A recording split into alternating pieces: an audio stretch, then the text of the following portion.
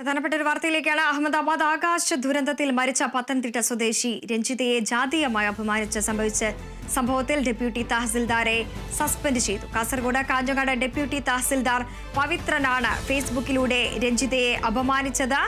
അസഭ്യം നിറഞ്ഞ രീതിയിലായിരുന്നു തഹസിൽദാരുടെ പരാമർശം. വിവാദമായതോടെ പോസ്റ്റ് പിൻവലിച്ച് തഹസിൽദാർ മാപ്പ് പറഞ്ഞിരുന്നു.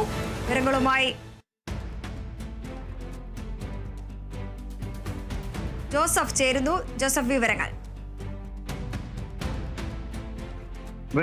ഈ ആകാശ ദുരന്തത്തിൽ മരിച്ച പത്തനംതിട്ട സ്വദേശിയായിട്ടുള്ള മലയാളി നേഴ്സ് രഞ്ജിതയാണ് സമൂഹ മാധ്യമങ്ങൾ വഴി അപമാനിച്ചത്. ഇതിൽ കാസർഗോഡ് വെള്ളരിക്കുണ്ട് തഹസിൽദാരായിട്ടുള്ള പവിത്രനെതിരെയാണ് ഇപ്പോൾ നടപടി സ്വീകരിച്ചിരിക്കുന്നത്. റവന്യൂ വകുപ്പ് ഇതുമായി ഈ വാർത്ത ശ്രദ്ധയിൽപ്പെട്ടതിനെ തുടർന്ന് നടപടി സ്വീകരിക്കാൻ ജില്ലാ കളക്ടർക്ക് നിർദ്ദേശം നൽകുകയായിരുന്നു. ഇതിന് പിന്നാലെയാണ് ഇത്തരത്തിൽ താൽക്കാലികമായി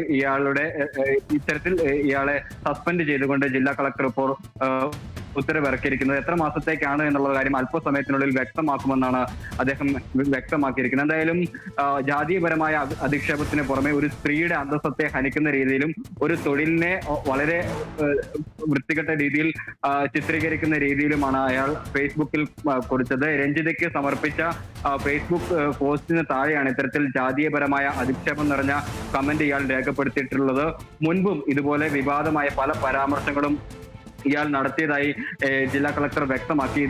ഇതിൽ ഇയാൾ സെപ്റ്റംബർ മാസത്തിൽ നടപടി നേരിട്ടിരുന്ന ആളാണ്. ഒരു മാസമായതേ ഉള്ളൂ ഇത്തരത്തിൽ ഈ സസ്പെൻഷൻ ഉൾപ്പെടെയുള്ള നടപടികൾ പൂർത്തീകരിച്ച് സർവീസിൽ പ്രവേശിച്ചത്. അതിനുശേഷമാണ് വീണ്ടും ഇത്തരത്തിൽ വിവാദ പരാമർശം നടത്തിയിരിക്കുന്നത്. എന്തായാലും ഇയാളെ ഇപ്പോൾ റവന്യൂ വകുപ്പ് താൽക്കാലികമായി സസ്പെൻഡ് ചെയ്തിരിക്കുന്നതായിട്ടാണ് ഇപ്പോൾ ഉത്തരവ് ലഭിച്ചിരിക്കുന്നത്. എന്തായാലും വളരെ ദയനീയമായ ഒരു സംഭവമാണ് ഇന്നലെ അഹമ്മദാബാദിൽ സംഭവിച്ചത്. അതിൽ എല്ലാവരും ഈ ഒരു കുടുംബത്തോട് അനുഭാവപൂർവ്വമായിട്ടുള്ള ഒരു നിലപാട് സ്വീകരിക്കുമ്പോഴാണ് ഇത്തരത്തിൽ ജാതീയപരമായ വംശീയപരമായ ഒരു സ്ത്രീയുടെ അന്തസ്സത്തയ്ക്ക് ഹീനം വരുത്തുന്ന രീതിയിലുള്ള ഒരു പരാമർശം നടത്തിയിരിക്കുന്നത്. ഉത്തരവാദിത്തപ്പെട്ട ഒരു കസേരയിലിരിക്കുന്ന തഹസിൽദാറാണ് ഇത്തരത്തിൽ ഒരു കൃത്യം നടത്തിയതുള്ളതാണ് ഏറ്റവും പ്രധാനപ്പെട്ട. അതുകൊണ്ട് തന്നെയാണ് എത്രയും വേഗത്തിൽ ഒരു നടപടി ഇയാൾക്കെതിരെ ഉണ്ടായിരിക്കുന്നതെന്നാണ് മനസ്സിലാക്കാൻ സാധിക്കുന്നത്. ശരി, ജോസഫ് അഗസ്റ്റിനാണ് വിവരങ്ങൾ നൽകിയത്.